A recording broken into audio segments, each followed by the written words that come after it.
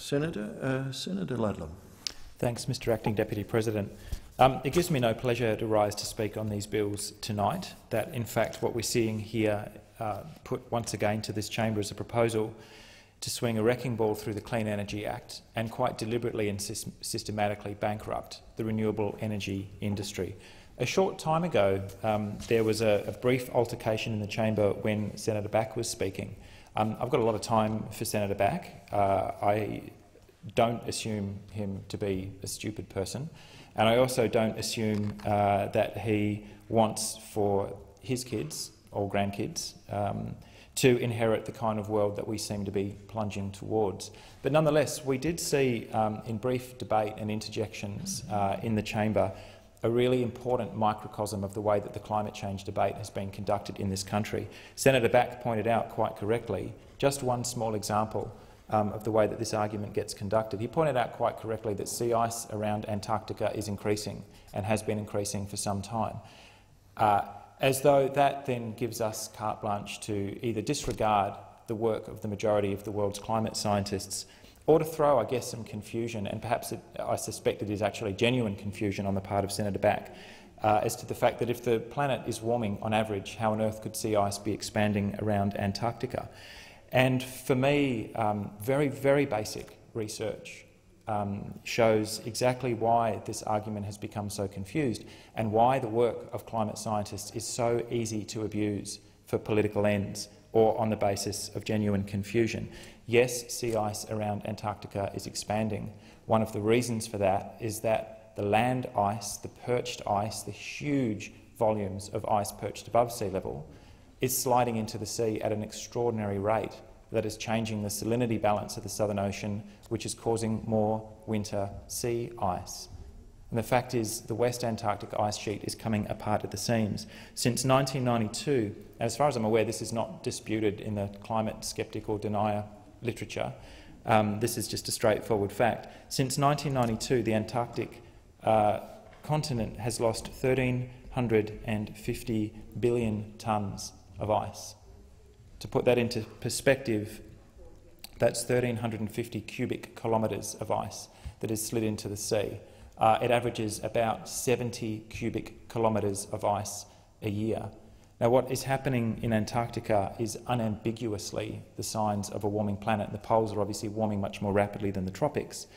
The Greenland ice mass is coming apart at the seams, and the fingerprints there are actually much stronger and more easy to read, and there's in effect a runaway feedback loop occurring around the North Polar ice cap, because the retreat of the sea ice and the breakup of Greenland is leading to effectively a reduced albedo effect along the North Pole, which is effectively now a mass of dark water soaking up incoming sunlight like a sponge. What's happening in Antarctica at first reading, which is evidently what has confused Senator Back and many, many others, does appear to be more ambiguous. You have an expansion of winter sea ice which disappears as soon as the summer sun hits it. And it's because, in part, Antarctica is coming apart at the seams. And here, right there in microcosm, I think, is a way that these arguments can be thrown into public debate for political effect to create the impression or the genuine sense of confusion on those who maybe should have just kept reading the next paragraph of whatever report it is that was put in front of them. 70 cubic kilometres of ice every single year. It amounts effectively to a sea level increase just from that part of Antarctica of about 0.19 millimetres per year. Doesn't sound like a lot, does it? And yet that is leading irrevocably to, at first I think, retreat or defence, and eventually evacuation of most of the coastal settlements on this planet within the next 100 or 200 years. And again, these debates that we're having tonight about the repeal of the bills that were written over a period of years at the behest of Senator Milne, Senator Brown, Adam Bandt, the country independents, Mr Windsor and Oakeshott, Prime Minister Gillard and Minister Greg Combet, over a period of time in a room with economists, experts in social and tax policy and experts in climate science and those with an interest in the business community. The bills that came through weren't perfect. but they were hammered together in a process of negotiation. They are what we see tonight. And the fact that we even have to stand here and contemplate the unravelling, the only industrialised country in the world that would unravel a functioning carbon price instrument, is almost beyond belief. And the permanent record will show, for as long as the Hansard records of this building stand, those who cast their votes eventually unwinding this price instrument that is transferring money directly from the heaviest carbon polluters in the country across to those who could least afford the increases in electricity prices, those pensioners, those people on low incomes who were either directly compensated or compensated by way of changes to the tax scales, the money that was transferred into energy efficiency for business, the money that was transferred into biodiversity protection, and perhaps most importantly, the money that was transferred via entities like ARENA and the Clean Energy Finance Corporation into the industries that we desperately need to pick up the slack. That is what you are seriously proposing to unravel tonight, and I think you will stand condemned for that vote. The carbon price, I kind of gag every time I hear Minister Hunt put this proposition that it's not working, that greenhouse gas emissions in Australia have basically remained flat during the period of time that the carbon price was in place. The fact is it's trivially easy to explain why, just exactly how deceptive Minister Hunt is being. The fact is most or a large part of the Australian economy is not covered by the carbon price, partly agriculture, partly transport, partly other sectors, and emissions in those sectors are rising very steeply, which have almost completely cancelled out the spectacular gains that have been made in the electricity sector, which is covered by the carbon price. Do you not understand that? Or are you deliberately misrepresenting what's occurring? That the electricity market is changing, the structure of it is changing, baseload coal-fired power stations, particularly the older ones, are either being phased out and decommissioned or are on the drawing board for that, and new generators are stepping up. Short-term peaking gas supplies, which we might come back to in a moment, wind energy as the cheapest and most abundant large-scale source of renewable energy, rooftop solar, massive and almost unprecedented expansion of rooftop solar PV, and now we're finally seeing the next generations of large-scale solar PV farms, and perhaps most excitingly, new technological innovations like the Carnegie Wave Energy Farm based out of North Fremantle, which has just signed its first power purchase agreement with a naval base in Cockburn Sound, and large-scale plants like that proposed by Solar Reserve, a company based in Santa Monica in California, set up a small Perth office late last year and were proposing to enter the Australian retail market and have held very productive discussions with off-grid miners in Western Australia and elsewhere about the proposition. I suspect they're not going there talking about parts per million CO2 in the atmosphere. Don't imagine Solar Reserve's negotiations have taken into account the 1,350 cubic kilometres of ice that have been lost from Antarctica in recent times. I suspect what they are talking to the off-grid miners about is whether they're interested in eliminating their fuel bill and completely changing their input costs, eliminating their fuel bill.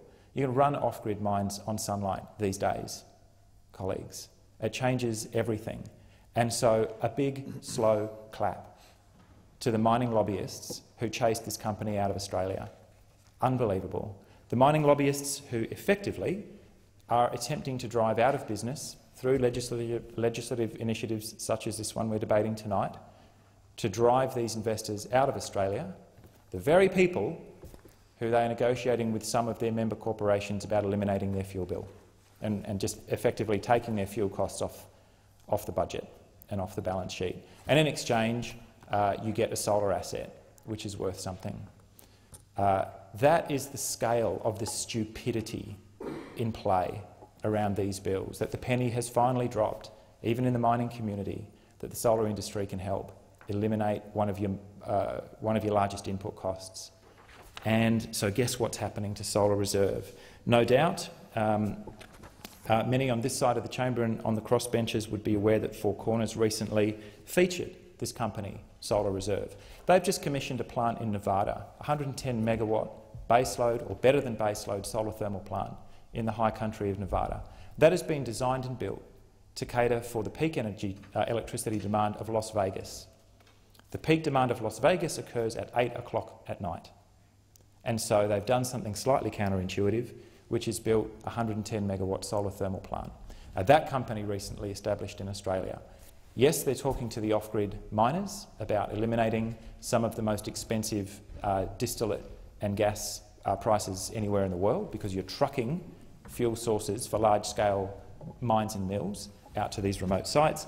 And they're also talking to West Australian electricity market operators about on-grid plants. So here's what they've got to say about the policy of the Australian government when it comes to renewable energy. Solar Reserve's Chief Executive Kevin Smith told Four Corners the company had been deterred by a drift in policy and the planned scrapping of the carbon tax. This is what he said. That policy change pretty much took the life out of the renewable energy sector as far as large-scale projects for utility applications are concerned. Other markets around the world are advancing. Australia is going to be left behind. On the appointment of climate change denier Dick Warburton to chair Prime Minister Abbott's completely unnecessary attack on the renewable energy target, he said this: "Clearly that appointment was made because they want to move back towards conventional fuels, coal and oil. It's pretty clear that the policy in Australia is now being centred around big coal. The coal industry clearly has rallied to move policy away from renewable energies because they view renewable energy as a threat and want to move back to conventional coal. And that is why you stand condemned tonight on the coalition side of this chamber, that acting on behalf of your financial backers and donors in the coal and gas industries, you are unwinding the carbon price and bankrupting the renewable energy sector. And I cannot put in language strong enough the contempt that I feel for those on that side of the chamber, the legacy that you are leaving for your own families and for ours, that as the coal and the gas industries attempt to maintain their incumbency in electricity markets that no longer need them, they will take everything else and everyone else down with them. 70 cubic kilometres of ice from Antarctica every year. Try and keep that figure in mind. There's an Australian businessman, Danny Kennedy, who founded the rooftop solar company Sungevity in 2006, couldn't make it work here, ended up in California, not that far from Silicon Valley. Because of the availability of venture capital, obviously a larger electricity market, but maybe also a more imaginative investment community, and certainly in California at the time, much more systematic policy support. They now employ 500 people. They have offices all over the world. Mr Kennedy says Australia risks going the way of the dodo and missing out on the biggest economic opportunity of the 21st century. Is there anybody over there listening? If anybody out there seriously believes that you were doing this on behalf of the energy bills of low-income Australians, then obviously they don't understand the compensation that was paid for people and in fact overcompensated people on low incomes. But if anybody seriously believed that you cared about people's cost of living, particularly those on low incomes, your budget destroyed that myth.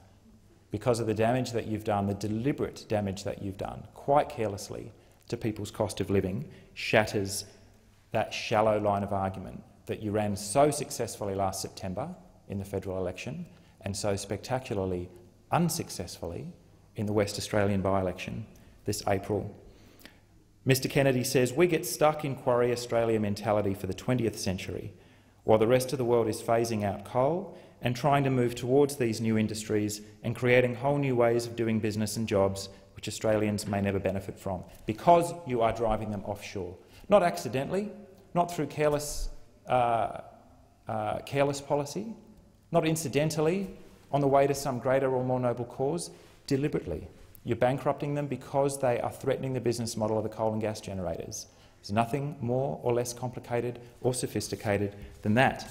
Now, why would you do such a thing?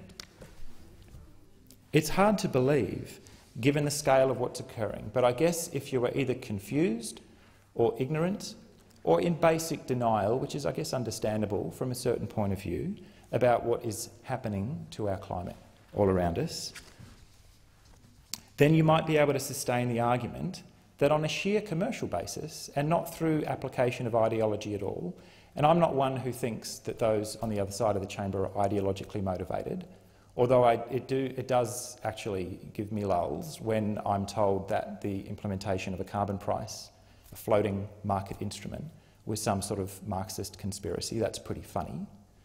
But I don't think it's ideological at all. I think what's happening here is a really hard-headed business case.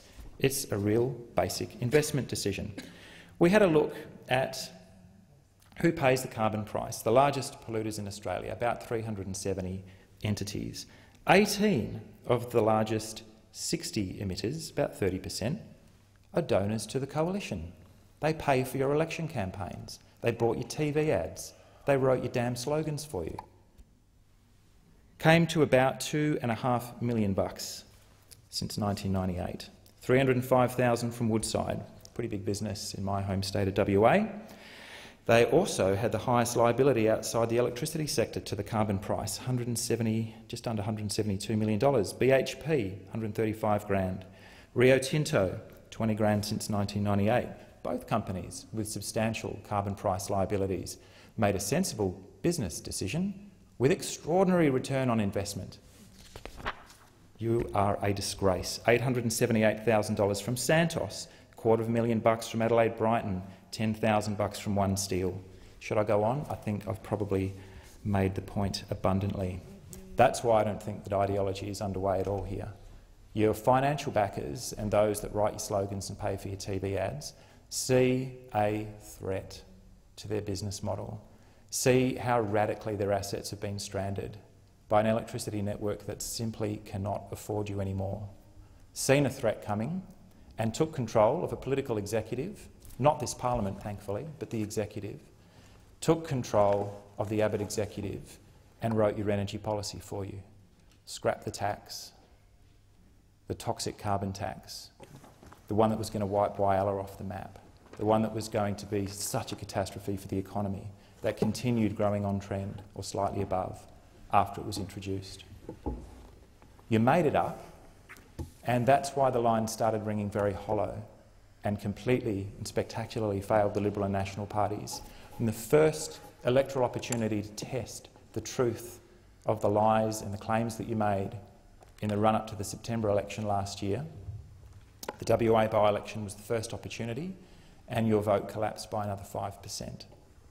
And the Greens recorded the highest vote in the history of our party in WA. So I think you should be a little nervous. And I'm not surprised that none of you can make eye contact here tonight. By your votes, you will stand condemned. You look pretty ashamed. And I'm glad that Hansard are in here tonight, recording who will place a vote and who will be sitting Order. on Senator what. Ludlam is in the chamber. Thank you, Senator Back. Order. I'm going to use my entire 20 minutes just for your benefit, Senator Edwards. Every second. You've got to look your kids in the eye one day. A quick word about the Palmer United Party, who we welcomed to this chamber after a long election campaign, and in the case of my colleague Senator Wang, 2 goes in the Western Australian election rerun. And it seems to me that Mr Palmer has played a very clever game, in essence neutralising the parts of the Clean Energy Act that would cost his mining interests money, and potentially, we still don't know, but potentially saving those parts of the package that could keep a viable renewable energy industry alive in this country while we run the clock down on this one-term failed government. I also want to acknowledge Senator Muir, who's on the record this afternoon proposing that ARENA itself be saved, that the Australian Renewable Energy Agency be given a stay of execution so that it can continue to invest in startups and the innovators and those who are not yet a commercial proposition, but maybe with a bit of care and attention and a few well-targeted dollars might actually be able to make a go of it. The crossbenchers, I think, are seeing more sense than the government. The ALP, despite some of the strange arguments that it ran during the election campaign, stuck to their guns, and this policy is one of the reasons that the Australian Greens exist. It's one of the reasons that we are here. And the coalition tonight, whenever this bill is committed to a vote, will stand condemned, not just by those who will be here sitting on the opposite side of the chamber from you, but your kids and your grandkids and those who will never know our names. You will stand condemned. Thank you, Mr. President.